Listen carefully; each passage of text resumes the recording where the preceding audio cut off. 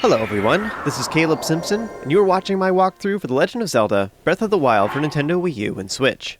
This particular video covers getting the Akkala Tower and working our way towards the Ancient Tech Lab in the top right corner of the map. One quick tip for you before we begin is I like to use shrines and towers to change the time of day using wood. It's really simple to do this, and you have a nice overhang that's like out of the weather, so you don't have to worry about it putting out your fire. So it's great, it works really easily, it's just wonderful, and most of the time what I find is that I'm gathering a whole bunch of teleport points all over Hyrule, and then I teleport there, and then I'm doing whatever I'm there to do. I'm doing that side quest, I'm heading to the next shrine or whatever. And because of that, I'm usually not straying too far from a particular teleport point anyways. You know what I mean? So I teleport somewhere in Hyrule and I'm going to be there for the next 5 minutes or whatever, so I can see in the bottom right corner what the forecast is going to be. So I just kind of, whenever I warp to a shrine, I always just look at the forecast if I'm planning on doing any climbing at all. So in this case, it was currently in the middle of a thunderstorm, so I just changed the time of day real quick, and now we're ready to climb, and everything's great. So just by being in the habit of checking the forecast before you actually leave the shrine, then you can change the time of day by just setting down, making a campfire in the middle of the shrine before you actually, venture outside into the rain. And as a result, you don't usually have to deal with rain at all. As long as you keep a fire weapon on you, and you keep enough wood that you can do this whenever you want, then it's not really much of a problem, and it makes it so that you don't have to deal with rain at all. So in the last video, I did get the climbing gear, which is the chest piece for the climbing set. So now I have all 3 pieces of the climbing set, and this will greatly reduce the stamina cost of climbing in general. Just so you know, though, you can get reduced stamina cost for the dash that you use in the middle of climbing, but that only happens once you get all of the climbing gear set up to 2 stars as far as the ranks. Once you upgrade it enough, then you can reduce the stamina cost of that. But until then, you still use the full amount of stamina that you normally do when you use that jump ability in the middle of climbing. So in the top right corner of the map is the Akkala Citadel ruins, and there's a bunch of enemies here in the spiraling staircase that leads all the way to the very top of the circular mountain that has the Akkala Tower there, which is our goal. So right now, my goal is just to get to the top and unlock the towers. All I'm trying to do, I don't really want to mess with the enemies here, so I'm just climbing would be my recommendation. So use the climbing gear, and then eat some stamina food if you have to. Now, as I just mentioned a little bit ago, unless you have the climbing gear upgraded enough, you're still going to be using a ton of stamina if you jump, if you use that ability to make your climbing a little bit faster. But otherwise, if you just climb normally, you'll actually use less total stamina. So if you're worried about your stamina usage, just don't use the jump dash in the middle of climbing, and instead just climb normally. I know it's slower or whatever, but it's more efficient. So that would be my recommendation if you're worried about it. But just in general, just so you know, it's not that hard to get a bunch of stamina dishes. The stamina food is pretty easy to get, and if you've been following along with me, you should have a whole bunch of farming locations, especially on Mount Satori, where you can get a whole bunch of enduring, even the very top of Mount Satori, you can get 8 enduring carrots right away, very easily, and that gives you 8 dishes that fully restore your stamina and give you a little bit of yellow stamina. It's just a ton. So if you fry up all those into a single dish each, you have more than enough stamina to get to the top of this thing, even jumping the entire time. Now, if instead you want to take the stairs, basically my recommendation would be to use the Blizzard Rod to freeze a bunch of bokoblins along the way, and then when you see the Guardian Skywatchers, try to avoid them if you can, but if you have to face them, just know that you can shoot them in the eye to stun them for a little bit, and then they're disoriented, and then it takes them a little bit to realize where you are again. So you can use that time to escape. So my recommendation would be to just avoid their patrols and don't even face them at all. However, if you want to, you can defeat them. The only real reason to do so, I don't think they're worth fighting right now, but just know that Guardian Skywatchers have a very high chance to give you giant ancient cores, which are the really good ones. Those are the really valuable ones. But I think it's more worthwhile to try and get those later on in the game. Right now, we just don't really have good means of doing that. The best way to fight those things is using bomb arrows or something like that, but we don't really have a bunch of those right now. So you can fight them, it's just not really worth it at this point. So that all being said, if you want to scale up the stair method instead, which is the harder method in my opinion, if you want to do that, my recommendation would be to just stun all of the bokoblins by using a Blizzard Rod, and then using your arrows to stun the Guardian Skywatchers by shooting them in the eye, and then you can work your way to the very top. Now, once you finally get to the top, regardless of which method you choose, you want to go ahead and shoot the eyeball that's inside the ruins up ahead, and then use magnesis on the steel, plank, I guess you'd call this. So the metal plank that's up here, you want to go ahead and grab that and use it as a bridge to get across all of this malice. Now, of course, if you have Rivali's Gale, or you're choosing to use glitches using stasis or bomb jumps, for example, you can skip a lot of this, but I think that most people are probably not going to be doing this the legit way, and that's what I'm going to be showing. So this is kind of the more tedious method, but this is probably what a lot of you are going to be experiencing. So just want to keep using this plate to make bridges going across things. Now, if you work your way towards the center like castle-y looking thing in the middle, the ruins, you can then get a chest in there that has a silver rupee, which is worth 100. That's kind of the only really notable thing around here, so you can grab it if you wish, then you just want to continue climbing the ruins. The best way to do this is to go to the highest point that you can climb by yourself, but the thing to note about this is that you want to take that metal plate with you. Now, one other quick comment is there is a bunch of black Bokoblins around here. They're not really too much of a threat. Honestly, these guys have some pretty weak weapons on them. There's not any particular reason to defeat them. You can if you want to, but I think they're just kind of a waste of time. So my recommendation would be to just get them out of your way. You can knock them over. Using the Blizzard Rod makes this really easy. You can knock them down pretty well, or even just push them off the ledge. Probably won't kill them, but it will just get them out of your way so you don't have to deal with them. As a quick comment, though, if you do defeat them, black Bokoblin have a much higher chance of giving you Bokoblin Guts, which is the more rare monster part that they have to offer. However, we don't really need them so much. We will eventually need them, but we can farm them easier later. I would think it would make more sense to come back here later once we have better weapons. We can defeat them very quickly. If you feel like having a little bit of fun, though, something you can do is use this plank to smack them with that instead, and that's pretty effective, and I find it quite amusing to do so. So, you can do that if you wish. To continue onwards, all we have to do is just take this plank all the way up to the tower, and there is a portion at the top where we need to climb. Unfortunately, there is some of the malice in the way. So what they're intending you to do is use this plank to make a bridge for yourself so that you can get over to the tower to the climbable portion. From that point on, everything is pretty straightforward. There's not really much else to say. A quick comment about Akkala too, by the way, is this might be a good opportunity to get a picture of a Guardian Skywatcher as long as we're here. We are going to be using it for a later side quest, so it might be smart to grab it as long as we're in the area.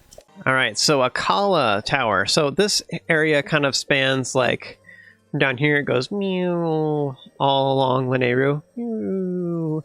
And then these islands are actually part of Lanayru, they're not part of Akkala, which irritates me to no end. But anyways, it goes up through here, all along the water and stuff like that. Then it cuts across right here, like next to Skull Woods, and it goes like all along the mountainside. Meow, and it just works its way all the way down basically, until it's back down here. So that's what Akkala is. Now, as far as notable things to pin here, there's actually not really that much to point out.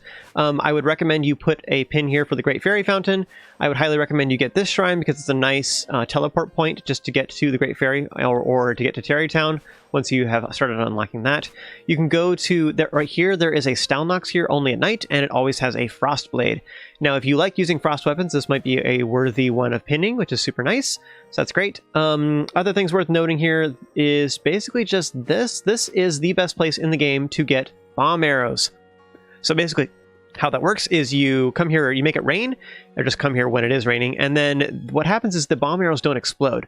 So you let them shoot at you on purpose, and you just kind of dodge back and forth, or you can stand really close and use Cryonis blocks, and they'll, like, you let them see you, then you hide behind the Cryonis block, they shoot at you, it hits the block, and then it lands in the puddle next to them. Then you run forward, pick them all up, and hide behind the block again. You can just keep doing that over and over again, or just run around here back and forth, keep picking up the bomb arrows until the rain stops, or until they run out of arrows, and then you just go and, like, use a campfire and come back and do it again. So if you just keep doing that over and over again, what'll happen is you'll get, like, I don't know, 40 bomb arrows at a whack, like, pretty easily. Bomb arrows often are in smaller chunks, like they don't come in big stacks when you purchase them, and they're really expensive. So you can either sell these, or you can just do this instead of buying them. Like, you can go ahead and buy all the other arrows, but then if you want to save some money, you can collect bomb arrows, and it's really, really fast. This is probably the fastest, like, I realize it's not technically an elemental arrow, but the fastest special arrow that you can get in the entire game as far as a legit way that's not, other than purchasing them, you know? This is like the best way to get them by far. So this is a super awesome place to get bomb arrows, and I'll be showing that in more detail later on in the walkthrough. Let's see here. Other thing worth noting, I realize this isn't technically part of Akkala, but it's easier to, this is how you get to there, is you just keep going up here, and then you eventually get to Gut Check Rock. So you climb up here and do this little mini game, whatever. You unlock this shrine, and then you can teleport here. Gut Check Rock is one of the best places in the game to get Sizzlefin Trout, as well as like Sun Shrooms and, oh, what else? The Fireproof Lizards or whatever. So you can get them here as well. And that's which is a super nice thing. You need it before you get to Death Mountain. And this is one of, I say this is the second best place in the game to get Fireproof Lizards. But something that I think a lot of people don't know is just the fact there's a lot of heat resistance and fire resistance materials you can get here very easily, and it's available pretty early on, and it doesn't have any special heat or cold requirements to go here. Meanwhile, a lot of other areas do. So that's just one other thing worth noting. So even though this isn't technically part of Akkala, you get to here from Akkala, so I feel like it's worth mentioning with this particular area. So next, I warped back to the South Akkala Stable, and I'm working my way north towards the East Akkala Stable here in Akkala, and so all you have to do is just follow the road here. Now, one other quick comment is, I have mentioned this several times in the walkthrough, but you can let your horse snap the road automatically, and then you just have to press the A button. You don't have to keep steering it over and over again, which I did not realize at the time I was recording this. Now that I understand that, though, it makes traveling by road pretty nice. I actually prefer going along roads if I can help it, because it's just so much more convenient. Once you arrive, go ahead and enter the Katosa Shrine. I like to call this the mini golf shrine. It's not really mini at all. It's huge. It's like way bigger than regular golf. Macro golf? Extra macro golf? It's like supersized, you know? So I might not know what to call it, but I do know what caused it, right? There's not really too much to say about this shrine. You just want to hit the ball with just the right amount of force and angle it properly so that the ball lands inside the hole. It's not really that difficult, and it might take a few tries, but it's pretty easy and it resets all the time, so you shouldn't have too much trouble with it. Now, once you finally do get it to land inside the hole, this will then activate a platform that will allow us to reach the old bro on the other side. Now, at this point, you can just speak with him to end the shrine. However, if you would like additional goodies, you can sneak around behind him where there is another apparatus that is in the following room.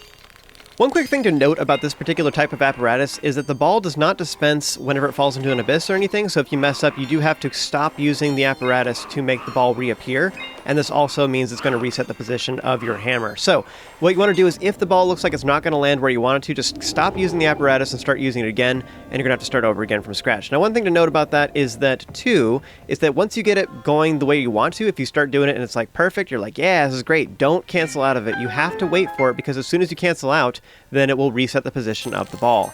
So you want to make sure that you go ahead and hit it where you want, and then wait for it to finish. So grab the great flask blade that's inside the shrine if you wish, and then go ahead and speak with the old bro to finish that off. And next what we're doing is we're continuing on towards the north to reach the Ancient Research Lab. Now, this area is guarded by a decayed guardian along the way. It's not that bad. The problem is that just running past, even on your horse, you could end up getting shot if you're just running by normally.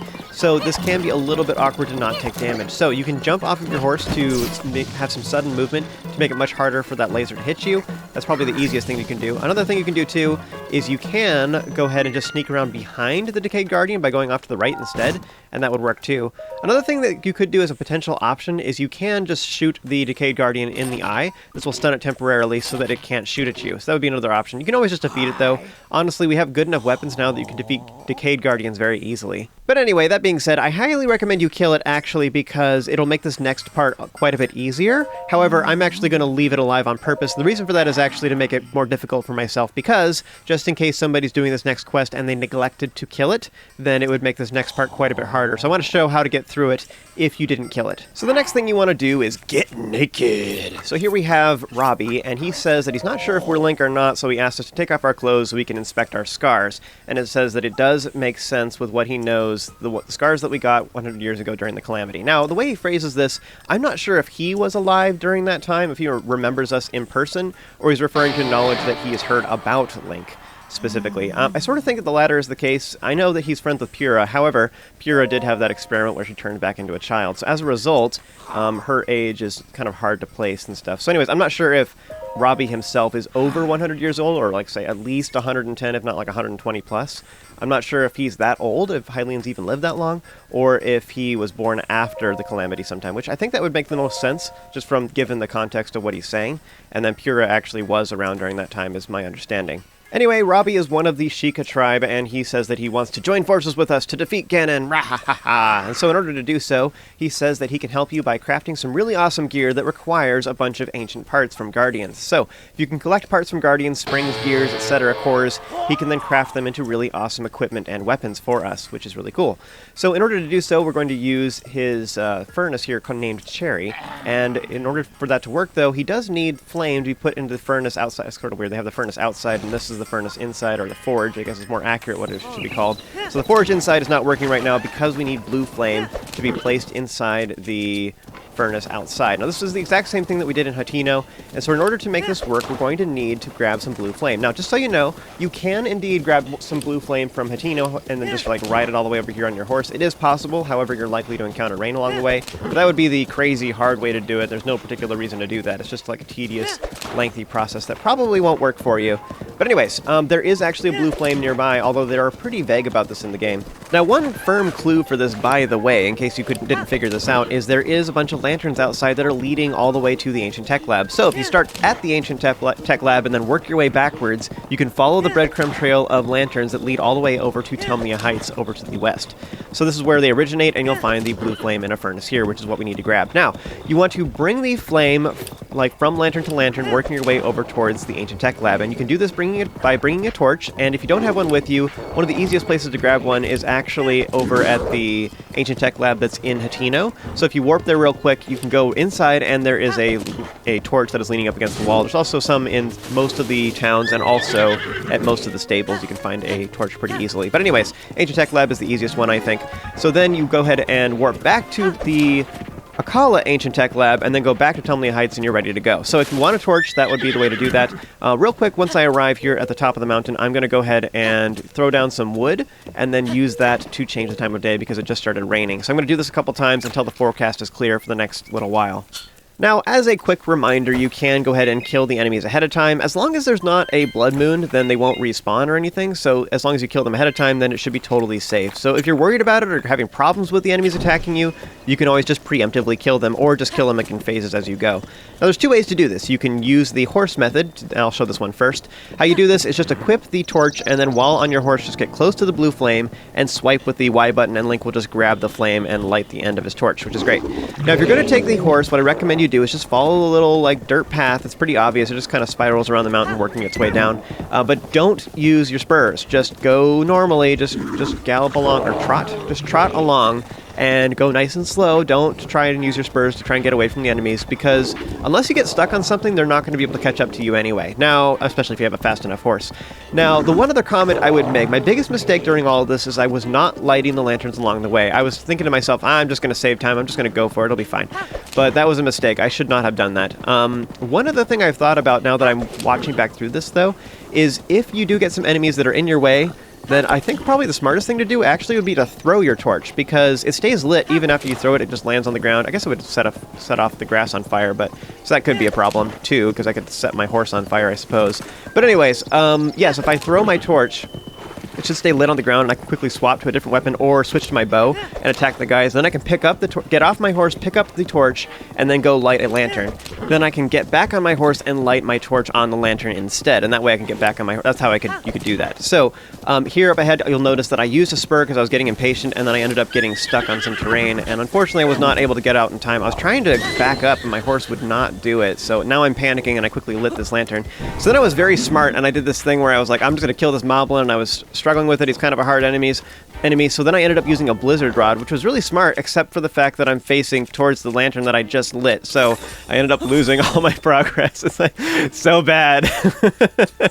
I should have used one of my lightning weapons instead, or like that. I think I have a frost spear in my inventory too. I could have just used that to stun him instead, but oh well, so that's sad. But I was planning to show the other method anyway, so it doesn't really matter. So next what I'm doing real quick is I am feeding an apple to my horse. I think this heals your horse. I'm actually not sure if this is actually how it works or not. And I'm also not sure if after a couple days, or like every blood moon, your horse automatically heals or something. I don't really know how this works. So I do know if you get hit too many times in quick succession that your horse will die, but I'm not sure if it heals on its own or you have to heal it or whatever. I just figured to be safe, because that was a black moblin. It does a lot of damage just to heal my horse real quick. I thought it'd be smart. I know that apples give you trust. I'm not I think it heals because of the graphic and sound that it makes, but I'm not actually sure. Now, if you find yourself equinely impaired, or you just hate using horses in general, you can go directly, but this isn't actually too bad. In fact, for most of it, you can just walk directly, and it's not a problem at all. What I recommend you do is just go straight south. You don't have to go the long way at all. Instead, just go from lantern to lantern. Now, once you get to this point, you can just kind of continue kind of like south by southwest, and then you can just walk down this hill. It seems like it's really steep, and it's actually not that bad. You can just kind of walk down this and just walk right past all the Bokoblins. They don't matter at all. Now, alternatively, another thing you can do is if you have a sniper bow, such as like the Phrenic bow, or like falcon bow or something like that, you can also, especially the ones that have a like what scope on it, you know, whatever, the ones that zoom in. If you have one of those, you can snipe at these things from far away. When you just go walk up to a lantern with your bow out, if you're holding R and you're aiming at it, then you'll light the tip of your arrow. Otherwise, you can jump at it and light the tip of your arrow. Just know this only lasts for like, I don't know, 15, 20 seconds. It doesn't last super long. So if you're going to do that, you just want to be careful to go ahead and like do it quickly. You know what I mean? So you light the tip of your arrow, walk to the edge of the mountain, and then like shoot down towards one of these lanterns here.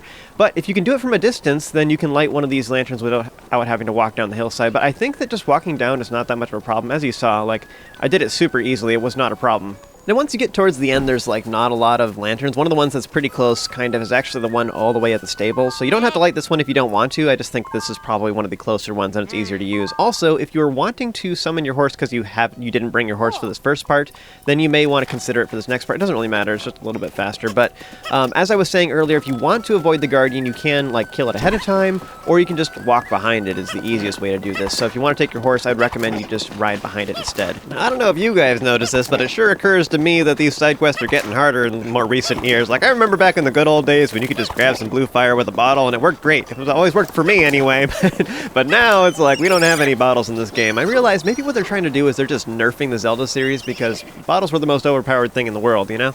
That was like the most destructive force that you had in your inventory was a bottle. But we don't really have any regular bottle enemies. I guess it would have to be a rune if they were going to have it in Breath of the Wild. I also find it amusing that, like, the potions have gotten, like, nastier over the years, or like they were on this, like, trend of getting more and more cutesy, you know?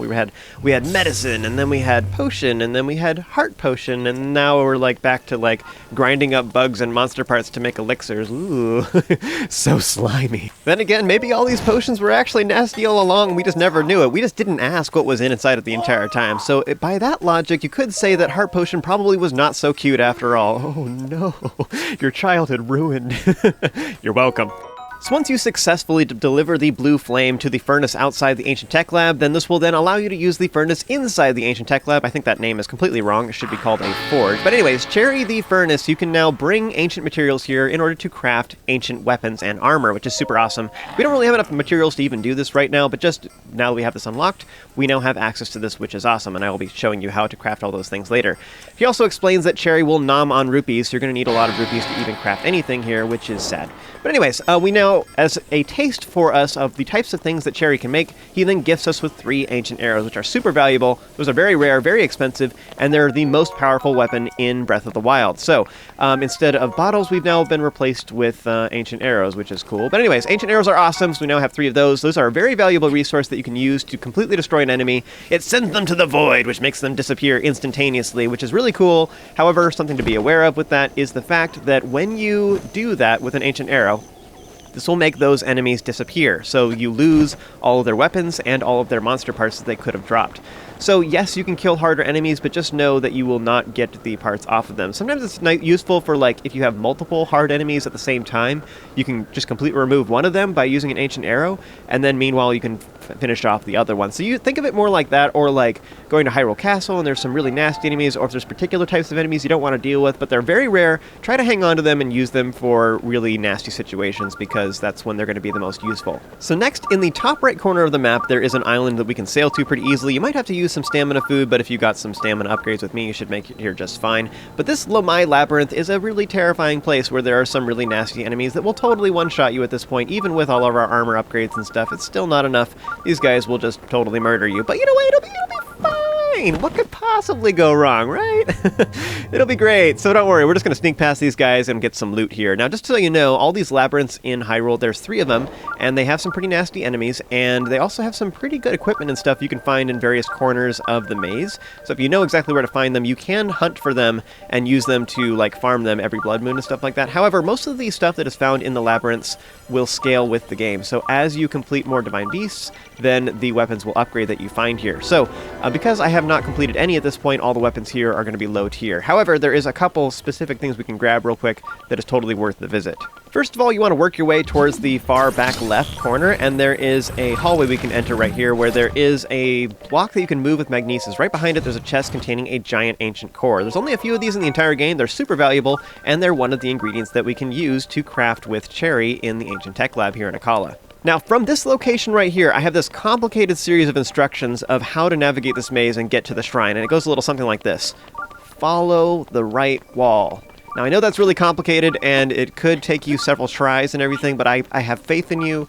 I think you can do it. Now, this will eventually lead to a ladder, and then once you climb it, you'll find a little alcove off to one side where there is some vines. Now, you can optionally burn this with a fire arrow if you want to, and this leads to a little area that has a great flame blade. Now, I know a lot of people like to farm here because they think this is awesome, but I don't think it's very awesome myself at all. There are easier ones to grab. In fact, I think that Great Flame Blades are some of the most plentiful weapons that you'll find out in the wild, in Breath of the Wild in general. So I think this one is just awkward because it requires a fire arrow for no reason, and it just takes a little bit more time to even get to. It's just a little bit more dangerous, it's time consuming, like I just think it's a really bad farming location. But I know it is a lot of people's favorites, so I am just mentioning it real quick. So you can pin this one if you want to, just know that I will be providing you with pins for ones that are easier to get, that are closer to shrines, that don't require a fire arrow, so they're just better options. But anyways, if you have like 3 other pins for Great Flame Blades, I don't see the reason to get this one particularly, because if you're getting them every blood moon, then you have more than enough of these things to last. In fact, you probably have enough durability to last until the next blood moon. So anyways,